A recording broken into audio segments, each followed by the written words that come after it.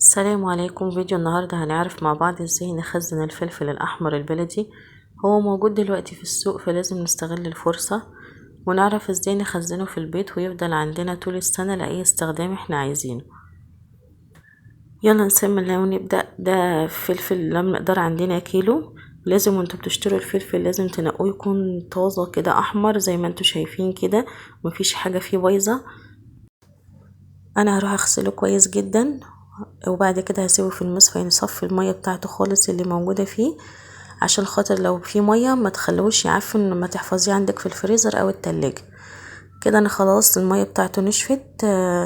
همسكه بقى انضفه من جوه، اطلع كل البذر اللي موجود فيه واحدة واحدة كده معايا،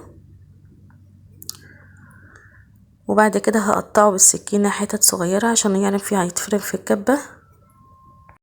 هو في فلفل احمر كمان موجود الطويل ده اللي هو بيبقى مشطشط، ممكن تجيبيه تعملي خليط مع بعضه، او ممكن تعملي ده لوحده وده لوحده زي ما انتوا حابين، بس انا عندي اطفال ما ينفعش احط لهم حاجه مشطشطه يعني.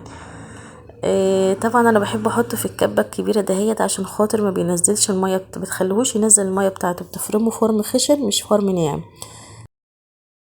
بصراحة الفلفل الأحمر ده مفيش غنى عنه في البيت أبدا. أنا لما لقيته في السوق شكله حلو كده وسعره مناسب، حبيت ان اعمل لكم الوصفة دي عشان كلنا نستفاد مع بعض، وانتوا كمان يا ريت تجربوه وتعملوه حلو جدا. انا خلاص هنا حطيته في الكبة. هفرمه كويس جدا، يبقى يعني لازم اللي فوق يبقى زي اللي تحت. ونفضل كل شوية نقلب فيه كده هوت من فوق لتحت عشان يتفرم كويس.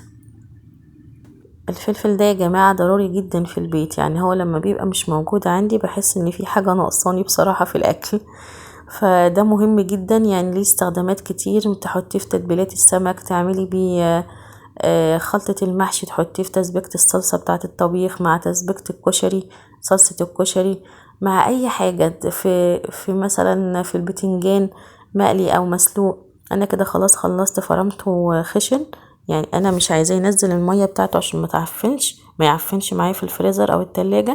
حطيت هنا يعني كيلو الفلفل بياخد معلقة ملح كبيرة، وهنقلب كويس. طبعا الملح دوت هو اللي بيحافظ عليه يقعد اطول فترة ممكنة في الفريزر، وكمان لما نيجي نطلع منه يطلع معانا بكل سهولة.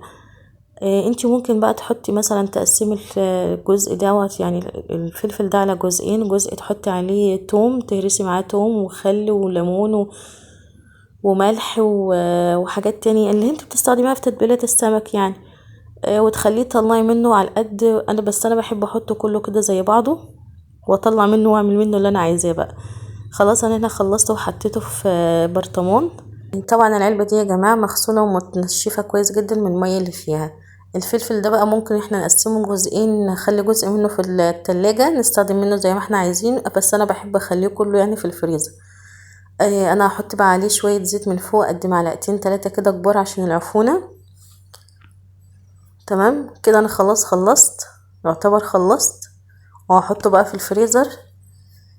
كان معاكم سارة، ولو عجبكم الفيديو ده حطوا لايك، ولو حبيتوا تشتركوا دوسوا اشتراك. والسلام عليكم ورحمة الله وبركاته.